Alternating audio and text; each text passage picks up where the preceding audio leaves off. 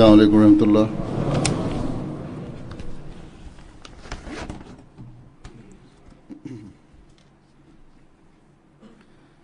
أشهد أن لا إله إلا الله وحده لا شريك له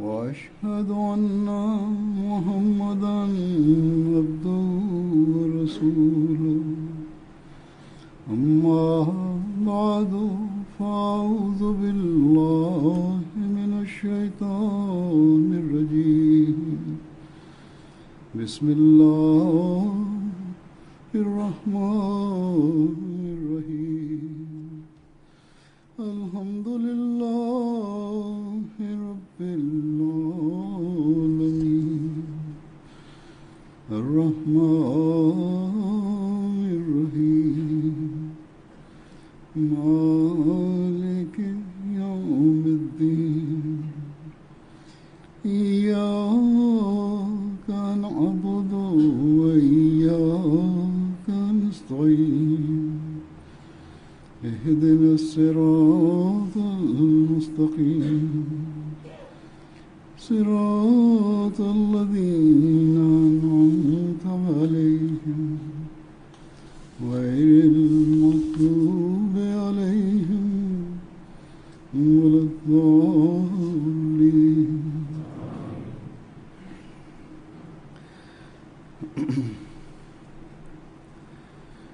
Allah Taala ke fadl se jalsa salana kazi inafanywa na wanajumuiya wanaojitolea. Wanaanza kufanya kazi siku chache kabla ya jalsa salana, na wakati mkutano wa mwaka unapoanza inaonekana kwamba mara moja jalsa imekwisha.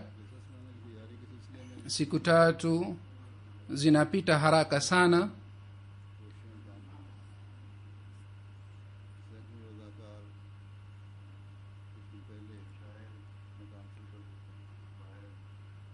Labda wale watu wanaoishi katika nchi zingine wao wanafikiria kwamba mkutano wa mwaka wa Germany unafanywa katika ukumbi mkubwa sana. Kwa hiyo wao labda wanapata ukumbi tayari pamoja na vitu vyote, na watu wanaojitolea wao wanafanya kazi gani hapa, kwa sababu ukumbi unakuwa tayari uliotayarishwa.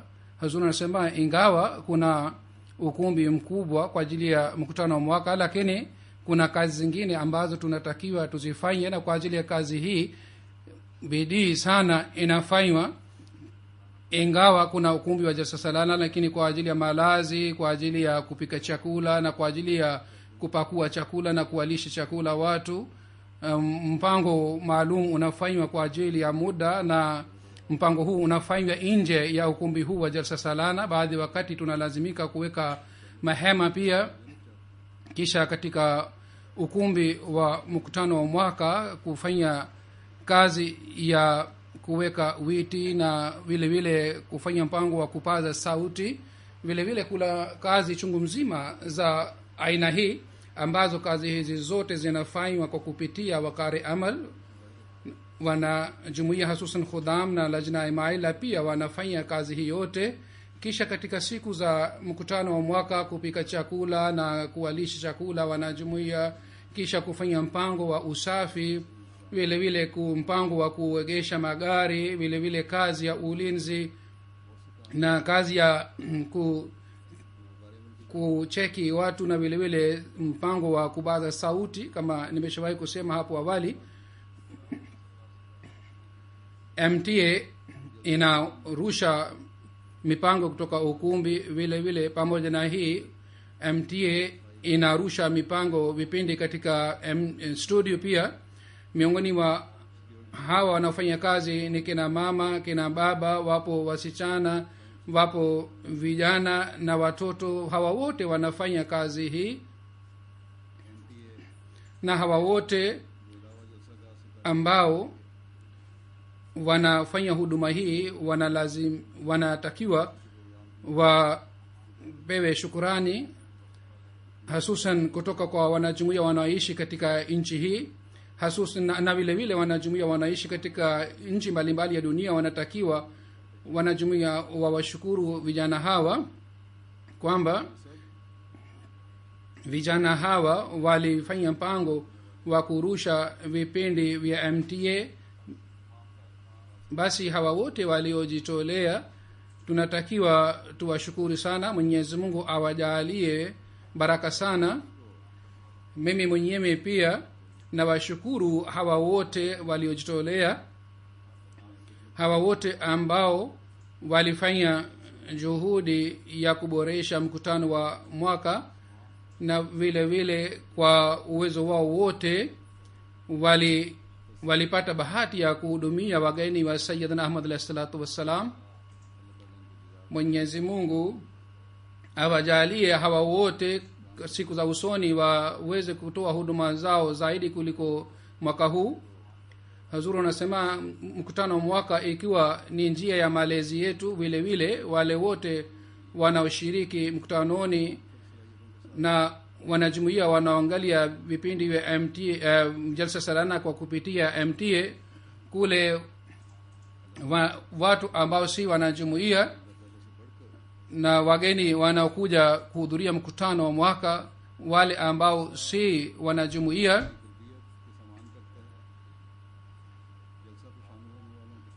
au wale watu ambao wamejenga urafiki na wanajumuiya, na kwa sababu ya urafiki huu wale wasikuwa wanajumuiya wanaangalia vipindi vyetu katika MTA. Hata wale ambao ni wapinzani wao pia wanaangalia vipindi kwa kupitia MTA, na inatokea hivi kwamba jalsa salana inakuwa njia ya mahubiri kwa ajili yao, kwa ajili ya wale wanahudhuria hapa na kwa ajili ya wanajumuiya wanaishi katika nchi mbalimbali. Wanajumuiya wengi wanaeleza habari yao hii kwamba sisi kwa sababu ya mkutano wa mwaka tulijenga urafiki na watu wasiokuwa wanajumuiya, na kwa sababu ya jalsa salana sisi tumejenga uhusiano mzuri na jumuiya na tumejua zaidi kuhusu jumuiya. Wapo watu wengine ambao wanakuja kuhudhuria mkutano hapa, ni wale watu ambao si wanajumuiya au si Waislamu. Wao kwa kuona mazingira ya hapa wanajiunga na jumuiya. Basi kuna baraka chungu mzima ambazo ni baraka za mkutano wa mwaka, na hali yake inaonekana katika jalsa salana inayofanyika kila nchi. Katika mkutano wa mwaka wa Germany wale wasiokuwa Waislamu waliathirika. Mimi nataka kueleza matukio ya hawa.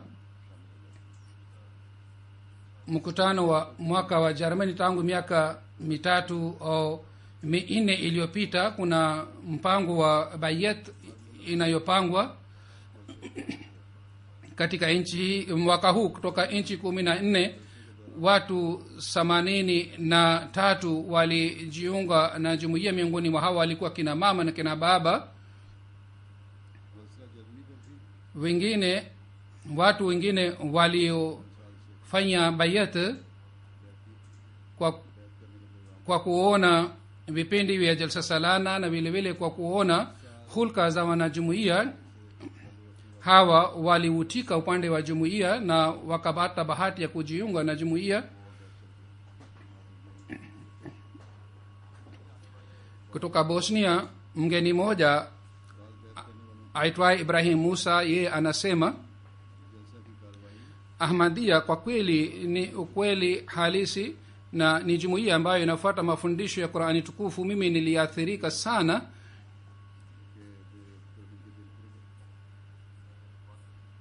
kwa sababu ya hutuba za halifa mtukufu. Anasema hutuba za halifa zilitoa majibu ya maswali yangu yote. Sasa moyo wangu umepata utulivu na sasa kwa kufanya bayat nimejiunga na jumuiya. Anasema sasa mimi nataka kuwa rafiki wa halifa mtukufu na napenda niwe karibu naye, na kwa sababu ya hulka zenu mimi nimekuwa mtu wenu. Sasa kisha mtu mmoja ambaye ni kutoka Iraq aitwaye Riaz, yeye anasema kwamba mimi nilijua kuhusu jumuiya kwa kupitia mwanajumuiya. Kisha katika Jamia Ahmadiyya nilishiriki katika vipindi viwili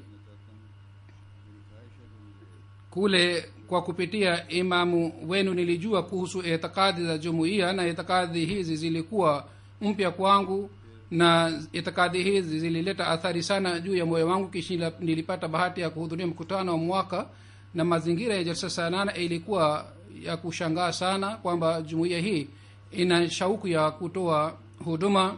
Watu wa mataifa mbalimbali walihudhuria, lakini udugu ulipatikana, na mimi naona kwamba udugu huu haupatikani duniani kote isipokuwa katika jumuiya. Anasema nilipata mapenzi tu kila mahali, na hotuba za halifa zilieleza hali ya moyo wangu.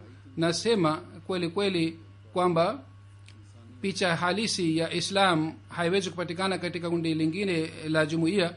Kwa kuona hali hii yote, mimi mwenyewe na familia yangu yote sisi tulijiunga na jumuiya, na baada ya kurudi katika mkutano wa mwaka tulipowaambia jamaa zetu kwamba tumejiunga na jumuiya, wao wakasema, kwa nini nyinyi hamkutuambia, na kwa nini hamkutuchukua pamoja nanyi? Sisi pia kwa kusikia maneno yenu haya tunataka kujiunga na jumuiya. Kisha kuna mtu mwingine aitwaye Bana Salman, anasema mimi nilijua kuhusu jumuiya kwa kupitia mwanajumuiya moja. Kwa hulka zake mimi nimeathirika sana. Nilifanya utafiti kuhusu jumuiya, na katika hali hii mkutano mwaka ulifika, na kwa kuona hali ya Jalsa Salana dunia yangu ilibadilika, na mazingira ya jalsa yalinishangaza sana, na mazingira haya sijawahi kuona katika duniani kote. Hulka za wanajumuiya na mapenzi yao na upendo wao, vitu hivi vyote havipatikani katika duniani kote isipokuwa katika jumuiya. Na kwa kuona vitu hivi mimi natangaza kwamba nataka kujiunga na jumuiya. Kwa hivyo huyu bwana pia alijiunga na jumuiya. Hazur anasema kwamba hulka njema pia inatakiwa. Upande wa hulka njema mwanajumuiya awe mfano, kwa sababu hii ni njia moja ya mahubiri. Kisha kulikuwa mgeni mmoja kutoka Bosnia, yeye pia alijiunga na jumuiya. Anasema mara ya kwanza nimehudhuria mkutano wa mwaka, wakati wa Jalsa Salana nilipata bahati ya kujua jumuiya kwa ukaribu zaidi, na nilijua zaidi kuhusu jumuiya. Jumuiya hii ni jumuiya ya kweli ambayo inafuata njia iliyonyoka. Wakati wa Jalsa Salana niliposikia hutuba za halifa, nikaamua nitafanya bayat kwa mkono wake. Kwa hiyo kwa kufanya bayat nikajiunga na jumuiya. Mimi naona kwamba mimi ni mwenye bahati nzuri sana kwamba halifa mtukufu alinipatia baraka, kwamba kwa maneno yake alinileta karibu. Sasa mimi naona mimi ni mwenye bahati nzuri sana kwamba mimi ni mwanajumuiya, na naahidi kwamba nitasambaza ujumbe huu. Kuna mwanajumuiya aliyekuja kutoka Belgium aitwaye Gario Saheb, anasema kwamba mkutano huu ni mkutano wa kiroho, na tunaona kwamba sisi sote tunajuana kwa muda mrefu. Mimi nilifanya bayat kwa kupitia barua, lakini leo kwa sababu ya shauku na kwa sababu ya haufu, moyo wangu ulikuwa unafanya haraka sana. Mimi nawasihi watu wote kwamba wajiunga na jumuiya. Mimi siamini kwamba leo nimepata bahati ya kukaa mbele ya halifa. Tangu miaka 14 nilikuwa nikisikia hadithi kutoka kwa mashekhe kwamba Imam Mahdi atakuja. Leo hamu yangu hii imetimia, kwa sababu nimeshuhudia kila kitu kwa macho yangu mwenyewe. Azuri anasema Jalsa Salana inakuwa mahubiri, njia ya mahubiri, na vile vile mazingira ya jalsa pia inakuwa njia ya mahubiri, na hutuba pia zinakuwa njia ya mahubiri, na hutuba hizi zinaleta athari juu ya mioyo ya watu. Kwa hiyo si hutuba tu, bali kila kitendo cha mwanajumuiya kinatakiwa kiwe cha aina hii, kwamba wale wasiokuwa na jumuiya waathirike, wasifanye vitendo kwa ajili ya kuonyesha tu, bali kwa kweli kweli kila kitendo chetu kinatakiwa kiwe sauti ya moyo wetu. na kiwe sauti ya itikadi zetu. Wakati wa jalsa salana katika nchi mbalimbali za Ulaya, wageni wanaokuja kuhudhuria wale wote pia wanaathirika sana, hata kama wao hawajiunga na jumuiya, lakini lazima wanaathirika kwa sababu ya mkutano wa mwaka.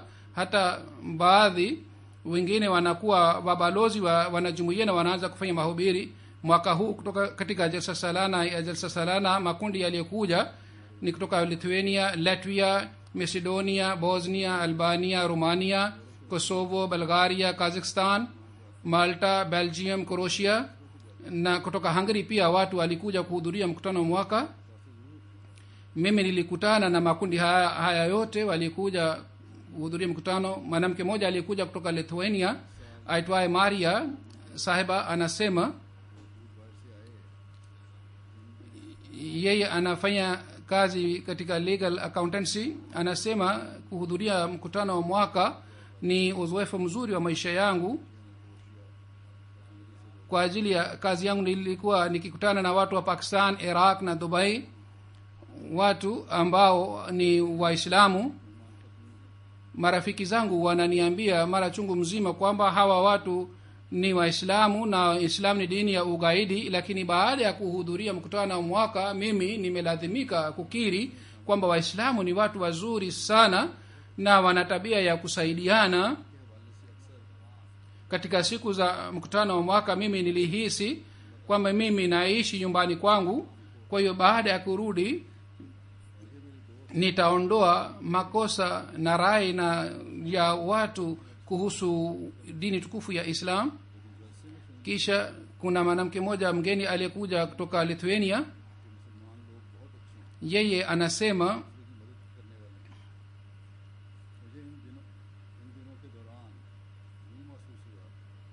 huyu ni bwana, si mwanamke. Anasema yeye kutoka Lithuania, ni waziri wa mambo ya nje. Anasema kwamba mkutano huu ni mkutano mkubwa sana, na kwa sababu mkutano wa mwaka maoni yangu yamebadilika kuhusu Islam, na kabla ya mkutano nilikuwa sijui sana kuhusu Islam. Wanajumuiya ni watu wa kutoa huduma sana na ni watu wa kupenda wengine. Mimi nimependa sana jalsa salana na nilifarijika sana kwa kuona watu wote wamejumuika hapa. Kisha mtu mmoja kutoka Morocco aitwaye Jalil anasema, yeye anasema anaishi katika nchi ya Belgium. Anasema baba yangu Abdul Qadir wakati wa jalsa salana ya Uingereza alifanya bayat, na baba yangu alinileta hapa Germany kwa ajili ya jalsa salana ya Germany. Anasema mara ya kwanza nimeshiriki mkutano wa mwaka, mimi ni kijana.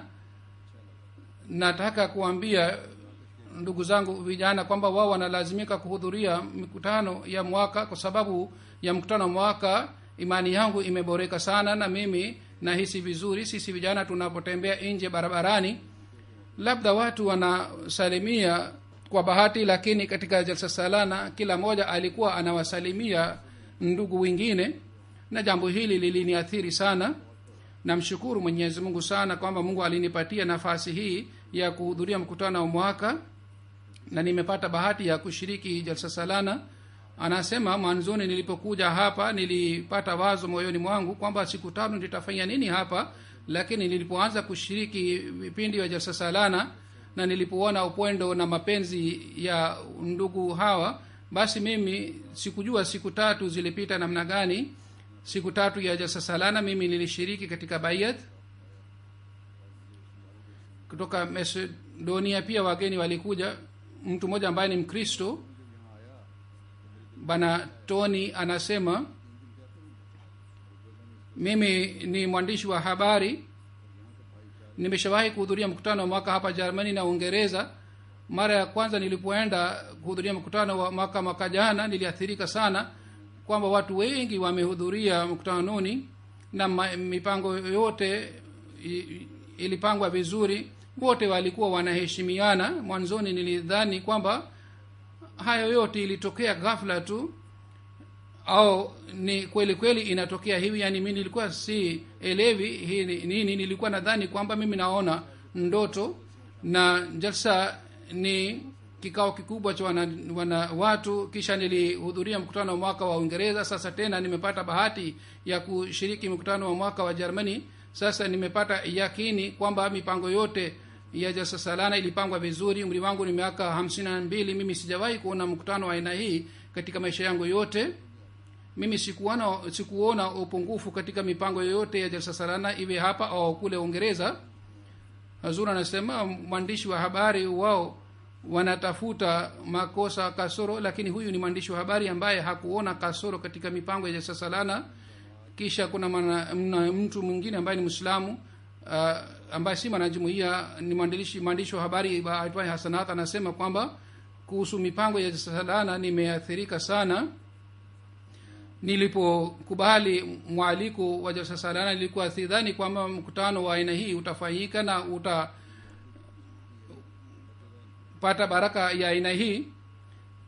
Jalsa salana iliniachia athiri nzuri sana. Mara ya kwanza katika maisha nilishuhudia kwamba watu wengi wamejumuika sehemu moja hivi, wote wenye tabia nzuri, na hakuna hata moja ambaye alikuwa na hasira, wala hakuna ambaye alikuwa anaona yeye ni bora zaidi kuliko wengine. Wote walinitendea vizuri. Kisha anasema hutuba za halifa zilileta athari sana juu yangu, na zilikuwa yenye nguvu sana, na zilileta athari juu ya watu wote. Mimi nilishangaa kuona hali ya usafi. Vyoo vilikuwa safi kabisa, ingawa watu walikuwa wengi sana. Kitu hiki kiliniachia athari sana. Pamoja nami alikuwa rafiki yangu pia ambaye ni Mkristo. Yeye tangu wakati jalsa ilipoanza aliathirika kiasi hiki kwamba siwezi kueleza katika maneno yangu. Anasema sasa mimi napoandika maoni yangu, huyu rafiki yangu ambaye si Muislamu anasoma vitabu kuhusu Islam, na vile vile anasoma historia ya jumuiya na jumuiya ya Macedonia. Shairi aliyosoma anasikia. Mazingira ya jalsa salana pia inafanya mahubiri sana. Mtu mmoja kutoka Bosnia aitwaye Dr. Adil, yeye anasema mipango yote ya jalsa salana ilikuwa ya aina yake. Maandalizi yote yalifanywa vizuri. Mimi ni mganga tangu miaka 25. Niliendelea kushiriki vikao mbalimbali, lakini sijawahi kuona maandalizi ya aina hii katika kikao kingine chochote cha dunia. Anasema msingi wa Islam ni juu ya utii, na kitu hiki nilishuhudia katika mkutano wa mwaka. Kuna mgeni mwingine aitwaye Daniel anasema mkutano huu unauisha roho maelfu na maelfu na watu ambao walikufa kwa kiroho. Mimi pia ni miongoni mwa hawa. Kwa kushiriki mkutano nimepata uhai mpya. Anasema ingawa tangu miaka kadhaa nimejiunga na jumuiya, lakini kabla ya jalsa salana sikupata hali ya imani moyoni mwangu ambao nimepata baada ya kuhudhuria mkutano wa mwaka. Na sasa mimi nimepata maisha mpya ya kiroho baada ya kushiriki mkutano wa mwaka. Kisha Bwana Nuria Sahib ambaye si mwanajumuiya anasema nilikuwa nikisikia kwa kupitia watu kuhusu jalsa salana sasa, lakini nilikuwa sikushiriki. Lakini baada ya kushiriki mkutano mwaka huu hali ya moyo wangu ni ajabu, mimi siwezi kueleza. Mimi nimebadilika kwa undani. Kisha namna gani watu wanajaribu jumuiya, si tu kwamba watu wanahudhuria tu bali wanachunguza pia, na wanaona kwamba wanachunguza ili waone wanajumuiya ni watu wa aina gani. Wanatafuta makosa ili waweze kusema maneno. Mtu mmoja kutoka Syria anaishi katika Germany anasema mimi ni mpinzani wa jumuiya. Mimi nilikuja kuhudhuria mkutano wa mwaka ili nione makosa na kasoro, kisha nitaeleza baadaye makosa haya na kasoro hizi. Siku 3 niliweka mobile yangu juu ya meza, lakini haikuibwa. Nimechunguza watu katika njia mbalimbali, lakini sikuona kasoro hata moja. Sasa nimelazimika kubadilisha rai yangu kuhusu jumuiya hii. Hazur anasema kujaribu hivi si sahihi, lakini wengine watu wanapata wazo la aina hii kwamba wajaribu jumuiya, lakini hii inaonekana kwamba watu wengine wanakuja kwa nia hii. Kwa hiyo kila mwanajumuiya anatakiwa awe mwangalifu sana wakati wa mkutano wa mwaka.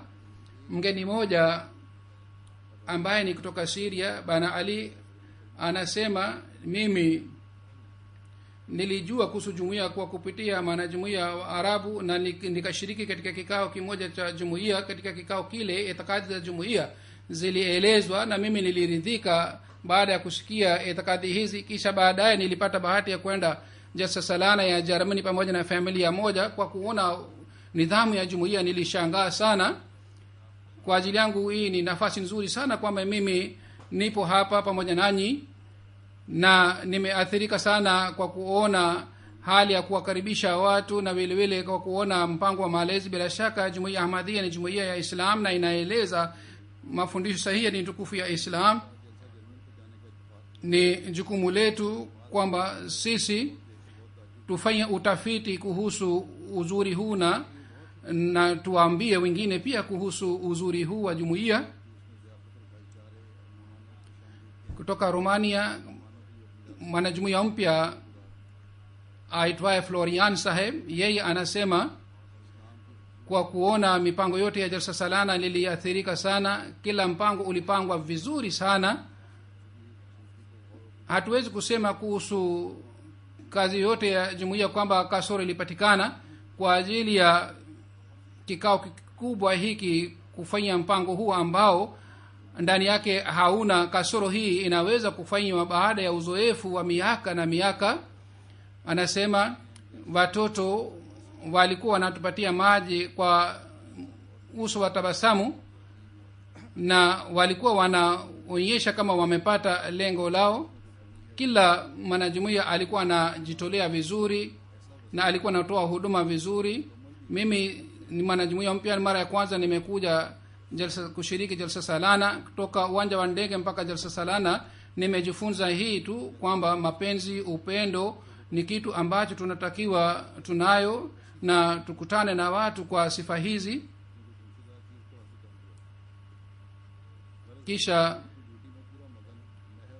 huyu bana alishiriki bayat pia, na akawa kueleza hali yake ya wakati ule. Anaeleza kwamba nilipata furaha ya aina yake wakati ule. Mimi siwezi kueleza furaha niliyopata kwa kushiriki bayat.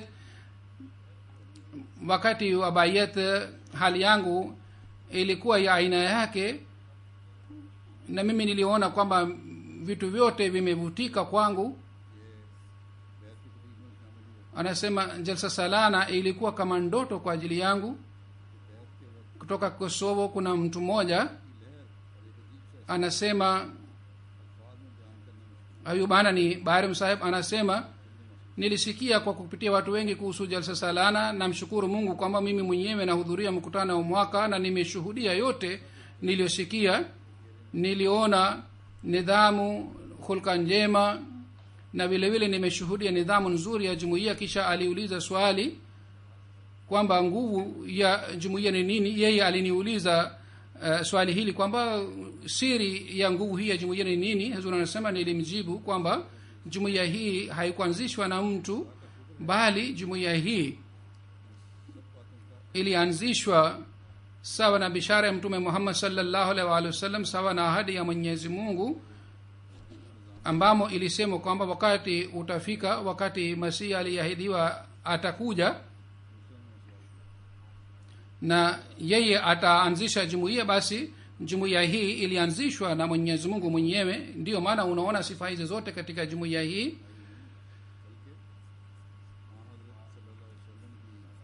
Jumuiya hii ambayo ilianzishwa na Mwenyezi Mungu mwenyewe kwa kupitia Sayyidina Muhammad sallallahu alaihi wasallam, Mungu alianzisha jumuiya hii.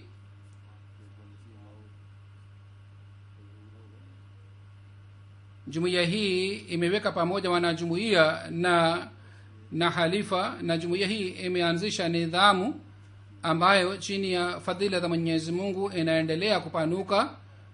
ikiwa ingekuwa mpango wa mwanadamu tangu miaka 125 jinsi watu walioleta vizuizi katika njia yake, nidhamu hii ingekuwa imeshangamia tangu zamani. Ikiwa nidhamu hii ingekuwa ya mwanadamu. Kutoka Bulgaria pia wageni wengi walikuja, watu walikuwa 76 ambao walikuja kuhudhuria mkutano mwaka. 25 miongoni mwa hawa walikuwa si wanajumuiya, 25 walikuwa na jumuiya, lakini wengine wote walikuwa si wanajumuiya. Madaktari, watu kutoka wanajeshi, walimu na vile vile wasomi pia walikuwa miongoni mwa hawa. Mwanamke mmoja aitwa Magda akasema katika nchi za Ulaya wahamiaji wengi wanakuja na watu wenyeji hawapendi hawa wahamiaji, kwa hiyo utulivu unakosekana kwa sababu ya hii. Kuhusu hii akasema kuhusu mimi kwamba jinsi ulioniongoza, mwongozo huu unaleta utulivu kwa ajili ya mioyo. Vile vile jinsi ulioeleza haki za wanadamu na wanaume na wanawake, mimi niliathirika sana kwa sababu ya hutuba yako hii. Hazuru unasema kuathirika kwa wale ambao si wana jumuiya, jambo hili linatutaka kitu kadhaa, na kitu hiki ni kwamba sisi tuelewe majukumu yetu na tunatakiwa kwa vitendo vyetu mafundisho ya Islam yathibitike. Mgeni mmoja anasema kwamba mara ya kwanza nimehudhuria mkutano wa mwaka, na kutoka katika hutuba zote nimejifunza mambo mapya, hususan hutuba ya halifa mtukufu aliyotoa katika upande wa kina mama. Niliathirika sana kwa kupitia hutuba hii. Halifa alieleza mafundisho sahihi ya dini tukufu ya Islam, na mafundisho haya yanatakiwa sana siku hizi. Kisha kutoka Malta pia kundi moja la watu lilikuja. Miongoni mwa hawa alikuwa daktari mmoja, anasema tangu huyu ni mwenyeji wa Nigeria lakini anaishi katika Malta. Anasema tangu miaka kadhaa nilifanya kozi ya miezi 6 kwa ajili ya kuelewa mafundisho ya Islam. Baada ya kozi hii nikajua kwamba Islam ni mahali ambapo naweza kwenda, lakini kwa kuona vitendo vya Waislamu, lakini vitendo vingine wa Waislamu vinaharibu mafundisho haya ya Islam. Kwa hiyo nikapata wasiwasi kwa sababu ya hii, lakini jumuiya Ahmadiyya ni jumuiya pekee ambayo inaeleza mafundisho mazuri ya Islam na inafuata mafundisho ya Islam. Maelezo ya jihad inayoelezwa na jumuiya, ikiwa Waislamu wote wakaanza kukubali jihad hii, basi dunia itakuwa mahala pa usalama na amani. Anasema jumuiya inakiri Mungu ni mmoja na ni Rabbul Alamin, na jumuiya haisemi kwamba ni Waislamu tu ambao wana haki juu ya Mungu. Kwa sababu hii mimi nimekuja zaidi karibu na jumuiya. Akasema wale watu wanaosema Mwenyezi Mungu alikuwa akileta ufunuo, alikuwa akizungumza, lakini siku hizi hazungumzi, wale watu wote wamekosea, lakini jumuiya ni kweli inayosema kwamba Mungu anaongea na waja wake hata mpaka leo. Kisha akasema kuhusu Islam, nilikuwa natafuta majibu ya maswali, na kwa ajili ya hii nilikuja kuhudhuria mkutano wa mwaka. Kushiriki kwangu katika mkutano wa mwaka na hutuba za halifa, hususan hutuba ya siku ya pili, nasema kwa kusikia hutuba hii nimepata majibu ya maswali yangu yote. Anasema tafsiri ya jihadi inayoelezwa na jumuiya, kuhusu hii natakiwa kitabu kichapwe na Waislamu wote wasome kitabu hiki. Vile vile wale ambao si Waislamu wanatakiwa waambiwe kuhusu uhakika wa jihad. Anasema watu wa Malta nitawahubiri sana na nitawaambia kwamba Islam halisi ni ile ambayo inaelezwa na jumuiya Ahmadiyya, na Islam ni ujumbe wa amani na usalama. Sasa sisi kwa kushirikiana na jumuiya tutasambaza ujumbe wa Ahmadiyya katika nchi yetu. Wanawake wa Kristo watatu pia walikuja kutoka Malta, wakamwambia mbashiri wetu kwamba wao walikuwa katika ukumbi wa kina mama katika siku ya pili, na wakamwambia mbashiri wetu kwamba umetupatia nafasi pamoja na kina mama leo siku ya pili, na kule tulikuwa katika raha zaidi na tulipata utulivu zaidi, na kwa kushiriki pamoja na kina mama tulisikia uhuru zaidi. Na sasa tuna hamu kwamba siku moja iliyobaki sisi tubaki pamoja na kina mama. Hazur anasema katika maneno haya kuna funzo kwa ajili ya wasichana wetu ambao ni wanajumuiya, ambao wanapata athari kutoka kwa wengine. Wale wanaosema kwamba haitakiwi tofauti ipatikane kati ya kina mama na kina baba, hawatakiwi wakae sehemu mbalimbali, na kwa sababu ya hii mioyo ya wasichana wengi imechafuka. Mtu mmoja kutoka Latvia, mgeni mmoja alikuja anasema, mara ya kwanza nimehudhuria mkutano wa mwaka. Kabla ya kushiriki mkutano wa mwaka nilikuwa sijui sana kuhusu jumuiya Ahmadiyya, lakini katika siku hizi ya jalsa salana nimejifunza mambo mengi sana kuhusu Islam. Mimi sijapata mtu mwingine yeyote ambaye anapenda zaidi kuliko nyinyi katika maisha yangu, na kushiriki jalsa salana ni fahari kwa ajili yangu, na baada ya kurudi lazima nitafikiria kuhusu jumuiya. Mwanamke mmoja aitwaye Tina Saheba anasema katika jalsa salana ya Germany, katika hutuba ya halifa iliyotolewa upande wa kina mama, haki za kina mama zilielezwa. Kwa sababu ya hutuba hii ya halifa nikapata athari sana kuhusu Islam. Sasa naweza kusema kwamba mwanamke amepewa umuhimu sana katika dini tukufu ya Islam. Anasema hutuba iliyotolewa upande wa kina mama, kwa kusikia hutuba hii nilifurahi sana, na nilikuwa nashangaa kwa kusikia hutuba hii kwamba namna gani Islam inasema watu watendee kina mama, na Islam imelinda haki za kina mama. Baada ya kusikia hutuba hii mimi nimepata elimu sana, na elimu yangu imeongezeka sana kuhusu mada hii.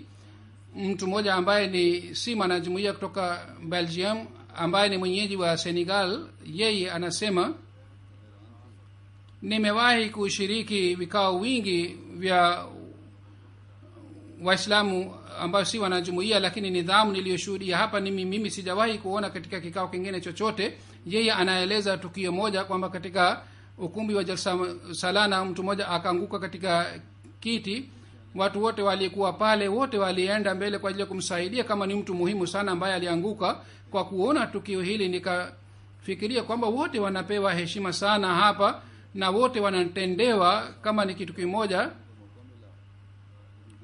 Kuona hali hii ya udugu na upendo inashuhudia kwamba hii ni njia ya kujadidisha dini tukufu ya Islam, na naona jumuiya inafuata mafundisho sahihi ya dini tukufu ya Islam.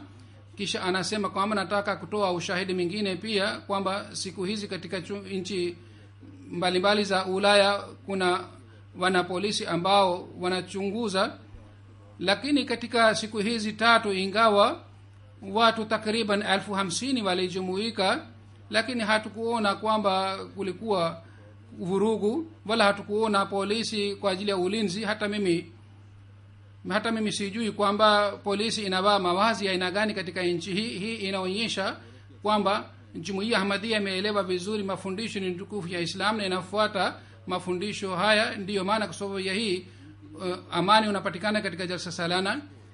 Kuna mwanamke mmoja aliyekuja kutoka Lithuania, anasema katika nchi yangu Lithuania kuna msemo moja kwamba mujifunze na mujifunze tena na mujifunze tena. Anasema katika siku hizi za tatu mimi nimejifunza mambo mengi sana kuhusu Islam. Nimejifunza kwamba Islam inakumbusha sana kuhusu haki za wanadamu. Baada ya kurudi katika nchi yangu nitafikisha ujumbe wa Islam kwa wengine. Vile vile ninataka kuwashukuru sana. Baada ya mkutano wa mwaka huu mimi naona mabadiliko makubwa sana ndani yangu. Mimi nawaombeni sana.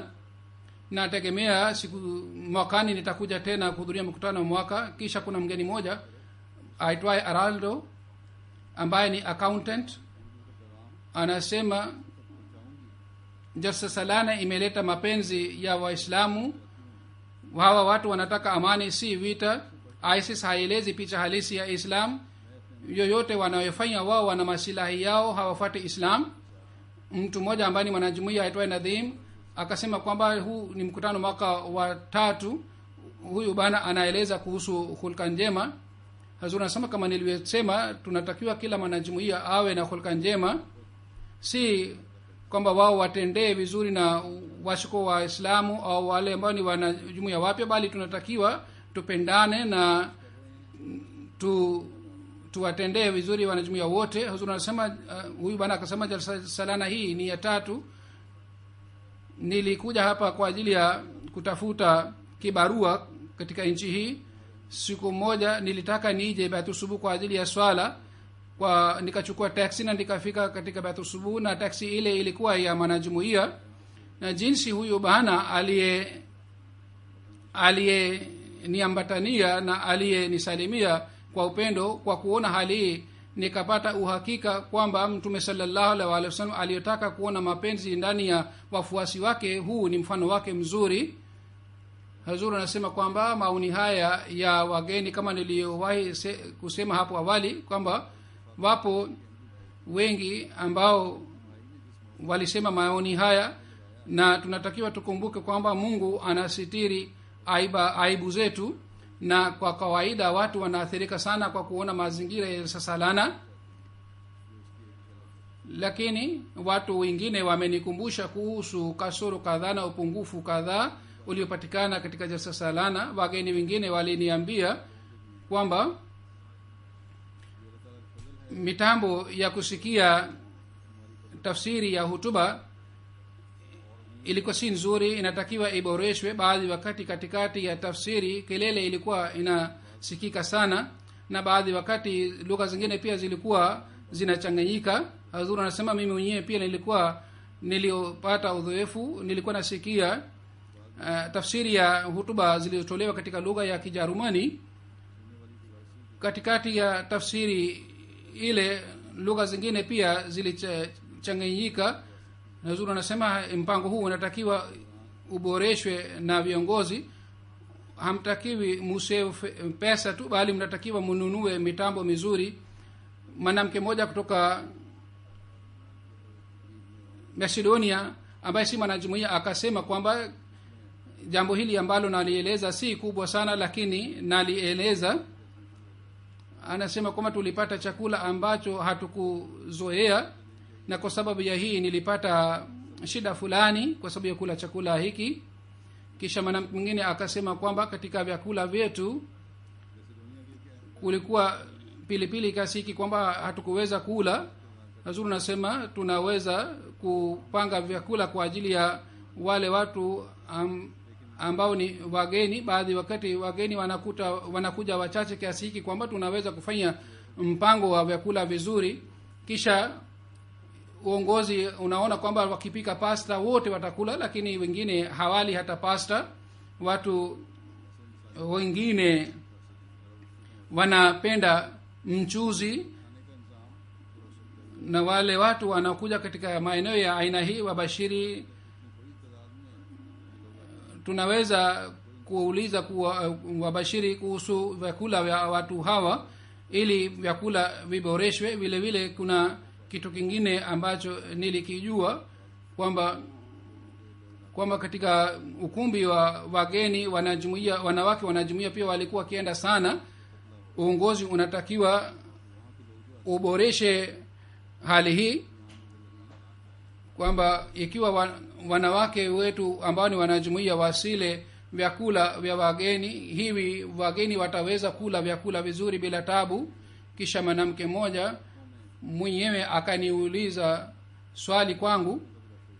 Lengo lake lilionekana kwa swali lake. Alisema kwamba wakati wa sala maumbile ya wanajumuiya wengine yalikuwa si mazuri, wengine hawakufunika hata vichwa vyao na hawakujifunika vizuri.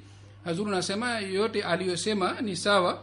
Wanawake wanatakiwa wajifunike vizuri wakati wa kusali swala.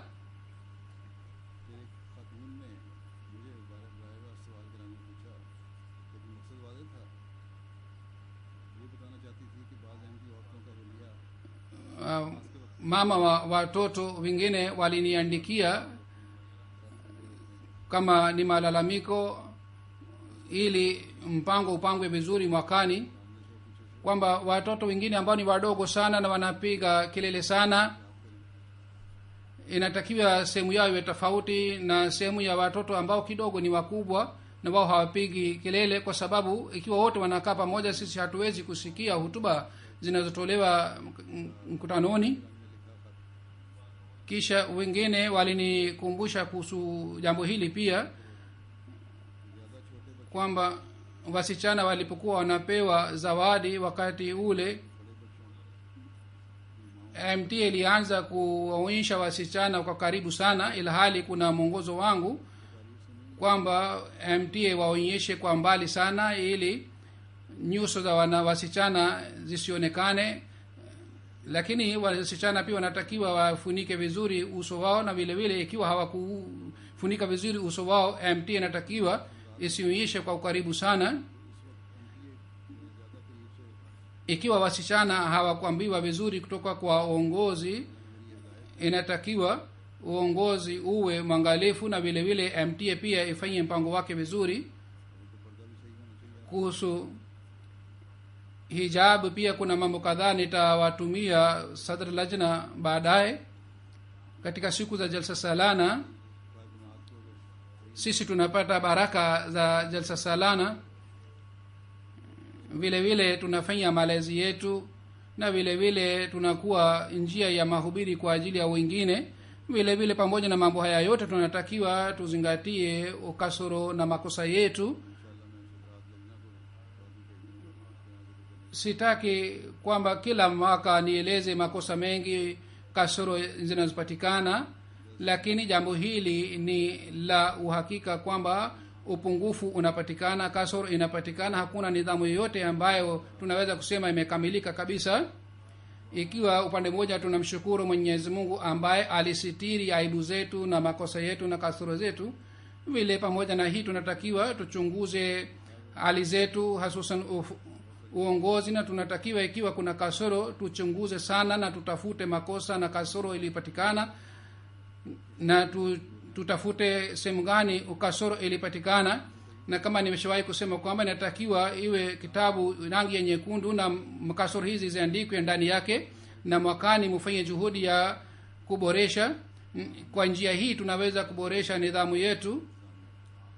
Hili ni jukumu la afsar jalsa salana, kwamba baadaye afanye meeting ya idara mbalimbali, na wanatakiwa waombe viongozi walete makosa na kasoro zilizopatikana katika idara zao, ili kwa kushauriana waweze kuboresha hali yake. Ikiwa upande wa kutoka kwa watu wamekumbusha kuhusu jambo fulani, basi viongozi wanatakiwa wapokee vizuri maoni yao, na kwa kusikia maoni yao waboreshe hali. Mwenyezi Mungu awajalie wote waweze kufanya hivi. Katika ziara yangu hii nimepata bahati ya kuweka jiwe la msingi la misikiti kadhaa, vile vile nimefungua misikiti kadhaa, na hii pia ni njia mojawapo nzuri ya mahubiri. Wasiokuwa Waislamu wanahudhuria sherehe hizi, wao kwa kushiriki katika sherehe hizi wanapata elimu kuhusu jumuiya, na wanashangaa sana kwa kusikia kuhusu mafundisho ya Islam, na wanasema tunashangaa kwamba hatukuwahi kusikia hali hii ya Islam katika maisha yetu. Kuhusu hii pia nataka kueleza maoni ya watu katika ufunguzi wa msikiti mmoja. Mtu mmoja ambaye ni Mkristo kutoka Spain anasema, mtoto wangu alijiunga na jumuiya miaka kadhaa iliyopita, na kwa sababu ya hii nilipata wasiwasi sana, kwa sababu mimi mwenyewe ni Mkristo anayefuata Catholic na mimi nafuata dini yangu vizuri. Nilikuwa nasikitika kwamba kwa nini mtoto wangu amebadilisha dini yake, na mimi nilikuwa naona kwamba Islam ni dini ya madhara. Lakini leo nimemwona halifa yenu na nilisikia hutuba yake, na kwa kusikia hutuba yake nikaona kwamba nipo katika amani. Sasa nina hakika kwamba mtoto wangu yupo katika mahali pazuri. Kuna mwanamke mwingine Karula Sahiba, yeye anasema sikusikia vizuri na nilisikitika sana pia kwa sababu ya hii, kwamba halifa wenu alilazimika kusema mara kwa mara kwamba Islam ni dini ya amani na usalama. Lakini naweza kuelewa vizuri kwamba yoyote inayosemwa dhidi ya dini tukufu ya Islam na mambo yananasibishwa upande wa Islam. Kwa sababu ya hii halifa alilazimika kusema kwamba dini ni dini ya Islam. Anasema halifa alieleza vizuri mada hii kwamba Islam ni dini ya kusambaza amani na usalama, na hakuna yote ambaye anaweza kupinga maneno haya ya halifa. Anasema ujumbe huu ni mzuri kwamba tunatakiwa tupendane wote na tunatakiwa tuishi kwa upendo. Kisha anasema kwamba mimi sina malalamiko yoyote na kwa msikiti wa Ahmadiyya, lakini mimi nasikitika kwa sababu ya kitu kimoja.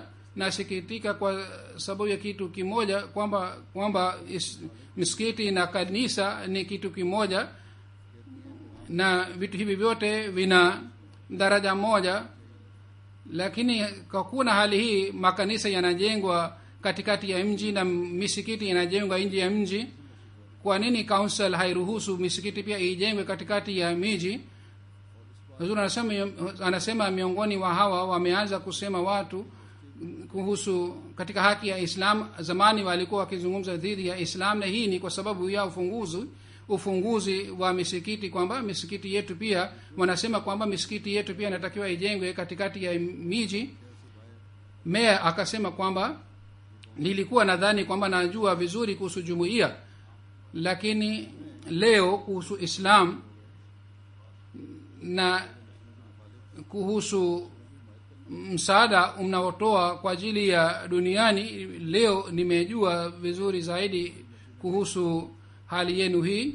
Nikafurahi sana wakati halifa aliposema kwamba tunatakiwa tulinde makanisa pia, na vile vile Islam inasema tunatakiwa tulinde wafuasi wa dini zingine zote. Kisha kuna mgeni mwingine Mr. Stephen, yeye anasema yoyote niliyokuwa nafikiria, basi tukio hili lilikuwa tofauti na fikira zangu. Sijui nilikuwa nategemea nini, lakini yoyote nilikuwa nategemea ilikuwa tofauti na fikira zangu. Halifa alikumbusha kuhusu kulinda haki za wengine na alitukumbusha kwamba sisi tupendane.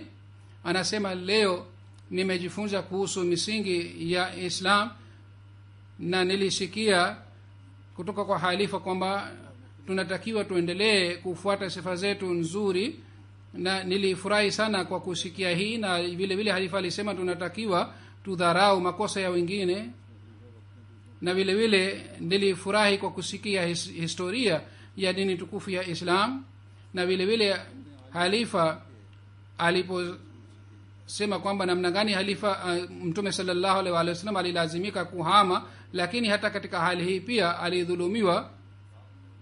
Kwa sababu ya mambo haya yote niliyojua, niliona kwamba nimejua kuhusu siri ambazo nilikuwa sijui katika maisha yangu.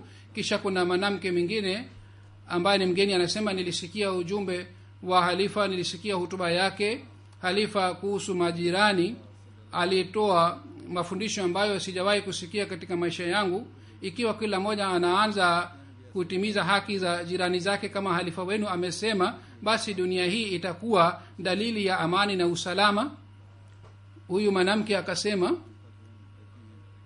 badala ya kutaka haki zetu, yani halifa akasema badala ya kutaka haki zetu tunatakiwa tutimize haki za wengine, na hii ndiyo ni sifa ya Islam. Katika sherehe ya ufunguzi wa msikiti huu, mkuu wa wilaya akasema katika hutuba yake kwamba mwanamke mwanajumuiya, yani akasema kwamba wanajumuiya wanaosema hatutakiwi tupeane mikono na wanawake, kwa sababu ya hii hatuwezi kuwa pamoja ikiwa wanawake wenu hawapeani mikono nasi na wanawake wetu hawapeani mikono nanyi. Ikiwa hawafanyi hivi hatuwezi kuwa kitu kimoja. Hazuru anasema baada ya hutuba yangu nikamjibu, na kwa kusikia jibu langu yule mwanamke akasema kwamba nikafurahi sana kwamba halifa alizungumza kuhusu kupeana mikono. Si lazima kwamba kila mtu aliafiki na hutuba ya halifa, lakini mimi niliafiki na hutuba ya halifa.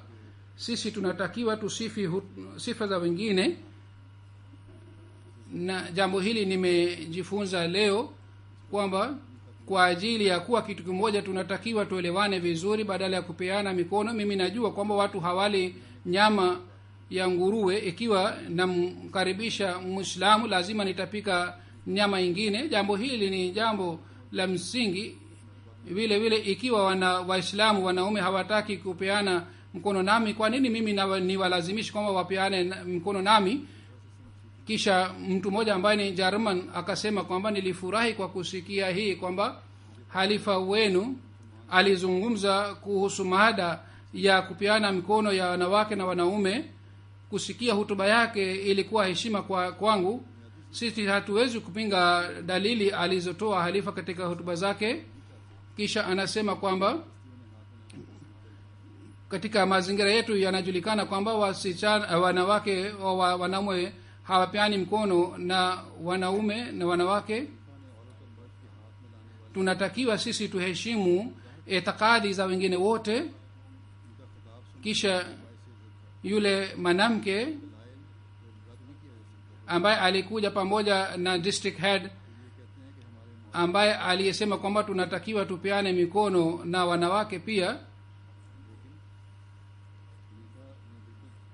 na huyu mwanamke aliwahi kushiriki sherehe ya kuweka jiwe la msingi la msikiti pia, na wakati wa funguzi pia alikuja, yani mwaka mmoja iliyopita alikuja wakati wa jiwe la msingi.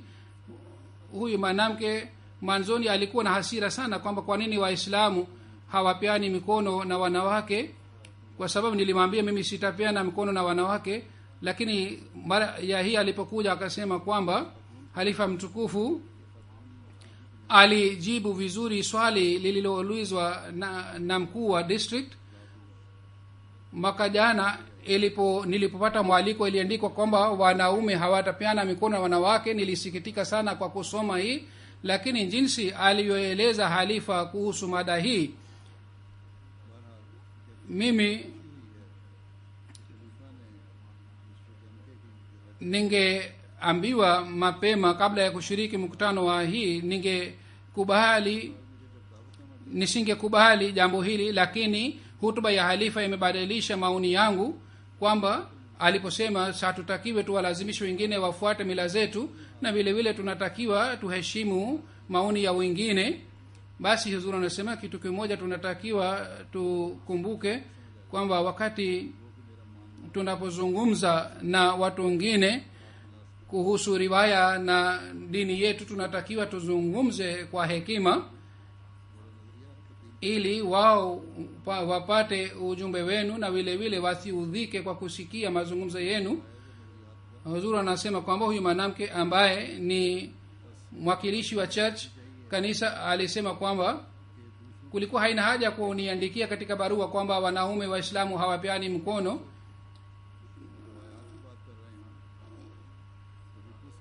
Yani mliandika kwamba nyinyi tunawakaribisheni kwa ajili ya kuweka sherehe ya kuweka jiwe la msingi.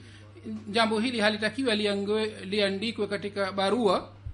Ikiwa kuna mwanamke ambaye mnadhani yeye akija atapeana mkono na kisha baadaye mlimwalika wakati wa sherehe ya ufunguzi pia. Lakini nimefurahi kwamba district head aliuliza swali hili na nilimjibu huyu bana, na Hazur anasema nilimjibu vizuri, lakini nilimjibu kwa hekima sana. Na mkuu wa wilaya pia labda alikuwa hategemei kwamba nitamjibu hivi, lakini baadaye alizungumza nami, alisema kwamba nimefurahi kwamba umenijibu maswali yangu yote. Vile vile alisema kwamba halifa alijibu vizuri hoja zangu. Hazur anasema hatuwezi kuwalazimisha wengine wakubali maoni yetu, lakini hatuwezi kuacha sheria zetu na mila zetu za dini tukufu ya Islam. Kuhusu dini hatutakiwi tuogope. Mafundisho ya dini tukufu ya Islam ni mafundisho mazuri kiasi hiki kwamba awe msichana au kijana, mwanamke au mwanamume, hatakiwi yeye aogope aone kwamba yeye ni mdogo kuliko wengine. Ikiwa tunataka kuwaleta watu wote chini ya bendera ya Islam, kwa ajili ya hii tunatakiwa tuonyeshe vitendo vyetu vizuri, mifano mizuri, na tunatakiwa tuwe na ujasiri wa kufuata mafundisho yetu. Huyu mwanamke ambaye alisema kwamba alipata ujumbe huu, huyu mwanamke baada ya kusikia hutuba yangu pamoja na maoni yake niliyoeleza sasa hivi, alisema kwamba tangu mwaka mmoja nilikuwa naudhika sana kwa sababu ya hii, na mimi nilifikiria kwamba nimefedheheshwa kwa sababu ya hii. Niliambiwa nisipiane mkono na wanaume, na leo pia nilikuja kwa hasira hii, lakini baada ya kusikia hutuba yako mimi narudi kwa furaha sana. Hii ni haki yenu, ikiwa unataka kupeana mkono au hamtaki kupeana mkono, mimi naheshimu haki yenu. Watu wengi walisema kwamba sasa tumeelewa vizuri kwamba namna gani wanaume na wanawake wanaweza kuchanganyika, na tumeelewa umuhimu wa uhalifa pia. Mtu mmoja alisema kauli ambayo ni muhimu sana kwa ajili ya nyinyi nyote. Alisema kwamba halifa wenu ni mzee, labda yeye anafuata mafundisho ya dini tukufu ya Islam kwa sababu yeye ni halifa na ni mzee. Sasa nitajua waislamu ambao ni wasichana, vijana na wanawake na wanaume, je, wao wanafuata mafundisho ya Islam au la? Kwa kufuata mafundisho haya, je, yeye hawatapeana mikono na wasichana na wanawake hawatapeana mikono na wanaume? Sasa mimi nitachunguza kwamba je, nyinyi mnafanyia mafundisho haya au la. Akasema kwamba ikiwa waislamu wote wasikuwa wanajumuia wao pia wakifuata mwenendo huu, basi nitajua kwamba nyinyi ni wale ambao mnafuata mafundisho ya dini tukufu ya Islam. Hazuru anasema kwamba hii ni changamoto na vile vile ni challenge kwa ajili ya wanajumuia wote wanaoishi katika nchi hii, kwamba wafuate mafundisho sahihi ya dini tukufu ya Islam. Na huyu bana amewapatia wanajumuia wote challenge hii. Sasa ni jukumu lenu kwamba nyinyi bila kuwa na hofu yoyote mfuate sehemu zote za mafundisho yenu, hata kama iwe ndogo kiasi gani, na muambie hawa watu kwamba hata baada ya kuhamia katika nchi hii ya Ulaya, sisi hatuna shaka kuhusu mafundisho ya dini tukufu ya Islam. Vile vile wasichana upande wa malazi yao na upande wa hijabu yao pia wawe waangalifu, na wao wasipate lawama kuhusu haya yao na hijabu yao, na tanzim ya lajna inatakiwa ichunguze sana hali hii. Vile vile tanzim ya khudam pia ichunguze tarbiyat ya khudam. Vile vile ansar pia hawatakiwi waghafilike kuhusu malezi ya ansar. Idara zote za jumuiya, tanzim zote za jumuiya, kwa kuzingatia makosa ya wanajumuiya wenzao, waandae mipango ya malezi, tarbiyat, na wapate matokeo mazuri, kwa sababu wengine wameanza kuchunguza hali yenu na amali zenu. Mwenyezi Mungu awajalie wote waweze kufanya hivi. Hazuru anasema nieleze kitu hiki pia, kwamba sherehe za jalsa salana na misikiti katika media 80 habari ilitolewa, inasemwa kwamba watazamaji walikuwa milioni 72 waliotizama vipindi hii. Katika jalsa salana ya Germany, TV channel 5 ilitoa habari, na vile vile magazeti pia yalitoa habari.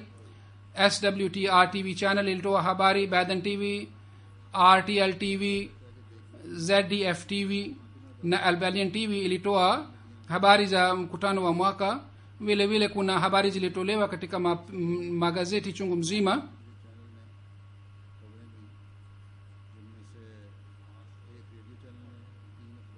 Hazur anauliza, je, swala itaswaliwa katika ukumbi mwingine? Hazur anasema nimetoa hutuba hapa, na kwa sababu ya upungufu wa nafasi nitaenda katika ukumbi mwingine, nitaswalisha kule, nyinyi musubiri hapa mpaka nifike kule, mkae kwa amani, kwa utulivu, na nilapokapofika katika ukumbi mwingine mushiriki pamoja nami katika swala. Mwaka ya nyuma nilipokuja, Lajna Mahala ilinunua mahali Baitul Afiyat, kule ilikuwa ukumbi mkubwa sana na kule wote waliswali swala vizuri, lakini mwaka huu kwa sababu ya kizuizi cha council kule hatukupata ruhusa ya kusali swala. Ndio maana leo kina mama hawakupewa ruhusa ya kuja hapa kwa ajili ya kusali swala, ni wanaume tu ambao wamekuja kwa ajili ya kusali swala ya Ijumaa. Ilhali miaka mingi imepita, ilikuwa kazi ya Ansarullah na Lajna Mahala, wakati waliponunua ngorofa wangetimiza masharti yote na wangefanya juhudi ili ngorofa ile ingetumia kwa ajili ya jumuiya.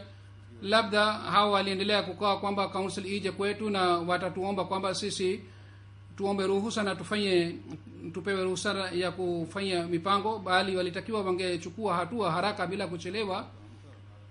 Vile vile ikiwa kuna amir sahib au idara ya jaidadi inaweza kuwasaidia, iweze kuwasaidia, isije kutokea kwamba tuendelee kusubiri kwa muda miaka na miaka kwamba council ituombe kwamba sisi tutumie nyumba ile. Muache uvivu wenu na mutimize majukumu yenu vizuri. इसी तरह अगर अमीर साहब और जदाद का महकमा इसमें इन्वॉल्व है, शोबा जदाद, तो उनको भी चाहिए कि फ़ौरन मदद करें इनकी। ये ना हो कि आइंदा कई साल इसी बात पे बैठे रहें कि खुद कौंसिल हमें दरख्वास्त करे कि हम अपनी जगह को इस्तेमाल कर लें। अब इन सुस्तियों को छोड़ें और जो आपके तकाज़े हैं काम करने के, उनको पूरा करें।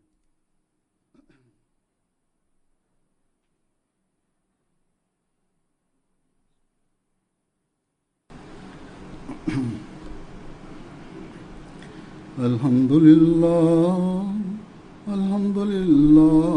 نحمده ونستعينه ونستغفره ونؤمن به ونتوكل عليه ونعوذ بالله من شرور أنفسنا ومن سيئات أعمالنا. من يهده الله فلا مضل له ومن يضلل فلا هادي له. ونشهد أن لا إله إلا الله ونشهد أن محمدا عبده ورسوله. عباد الله رحمكم الله، إن الله يأمر بالعدل والإحسان وإيتاء ذي القربى وينهى عن الفحشاء والمنكر والبغي يعظكم لعلكم تذكرون.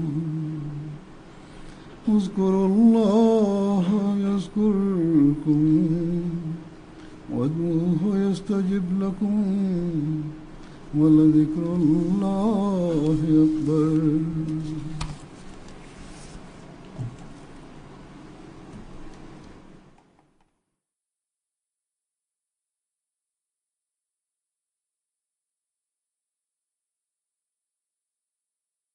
اللهم صل